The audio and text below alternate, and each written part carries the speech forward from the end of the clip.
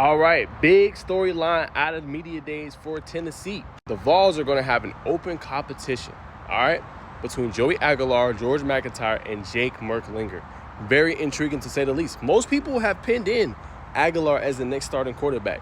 As Coach Heupel said today, it is an open competition through fall camp in August. Now, what does that mean?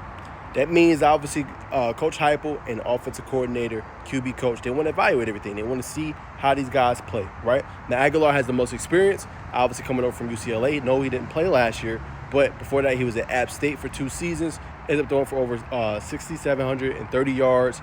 Those were 56 touchdowns, I think, to like 24 interceptions. One of his best seasons was 2023. He threw for nearly 4,000 yards, had over 150-plus passer rating. So he has the most experience, right?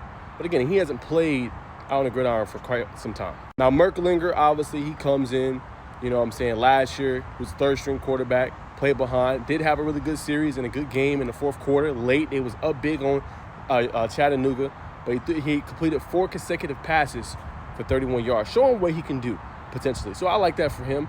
4-star prospect coming out of Calvary Day. Obviously, a really good private school program here in the state of Georgia.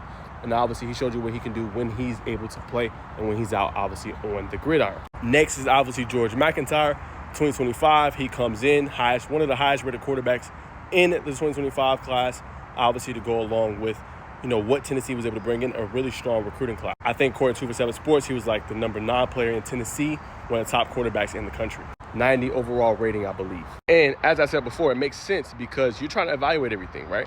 How do you go through the progressions, right? How do you go through your pass pro protections, right? The running, obviously, the ball, checking the different things that you see from the defense, right? And what better way for Coach Heupel to get a spill on that than going against his defense every single day in fall camp?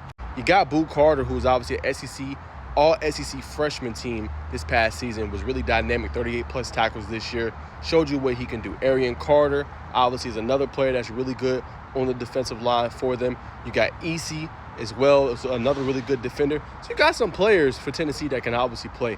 Amari Thomas, they got guys all over the field that's going to be able to play. Jamar McCoy, who's All-American, preseason All-American as well, one of the top corners when you look at it, obviously, in the country. So what better way to see if your quarterback can handle things than him going against that kind of a defense every single day in fall camp to see who kind of emerges. You know what I'm saying? So that's one of the biggest storylines following Tennessee, because everybody's going to write them off because, who's going to start? Who's going to play?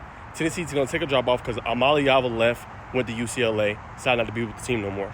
But it's a great period for him to evaluate and see where the team is at, obviously, and to see if he can match up against a stellar SEC defense. So, Vol fans, comment down below your thoughts on what Coach Heupel had to say at SEC Media Days.